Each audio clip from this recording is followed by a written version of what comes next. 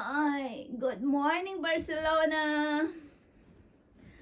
Andito na naman tayo, kagigising lang natin. And of course, syempre, ganito lang ang work natin dito. Pagkagising natin ay, yes, brush out. Good morning po mga langga. We just wake up. The time here in Barcelona is 7 o'clock a.m.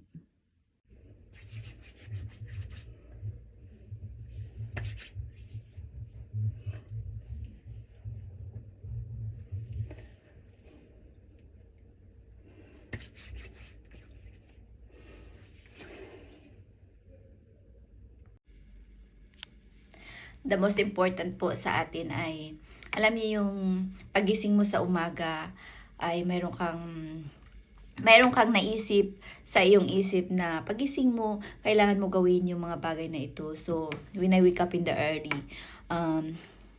of course, as usual na ginagawa natin na siyempre maglinis ng mukha, mag-brush our teeth, and then eat the breakfast. And after that, habang may time pa ako, kasi nagigising ako ng umaga para may time pa ako sa aking business, even though na 15 minutes or 20 minutes lang na titingnan ko po yung aking business, kasi syempre alam niyo yung time natin ay magkaiba dito sa Barcelona at magkaiba po sa Pinas. So when I wake up, I just only checking my Gmail, my email, and of course my Facebook, messengers na syempre maraming mga messenger na hindi natin nasasagot kasi tulog tayo. So this is the nice way or ang kagandahan sa business na ito, dahil habang tulog ka ay gumagana po siya at nagwo-work po siya para sa iyo.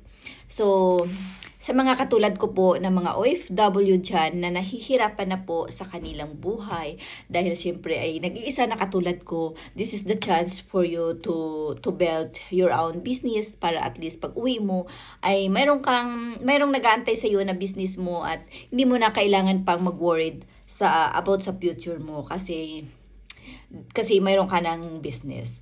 At the first, mahirap at siyempre nangangapa po tayo. But then, aralin lang natin at matutunan natin gawin ang tamang paraan at ang tamang tools at ang tamang diskarte sa pagninegosyo. Parehas nyo rin din ako dati na isang zero knowledge lang din na walang alam pagdating sa negosyo. But then, if you want to succeed, if you want to know about the business, pag-aralan po natin. At walang mahirap po dyan.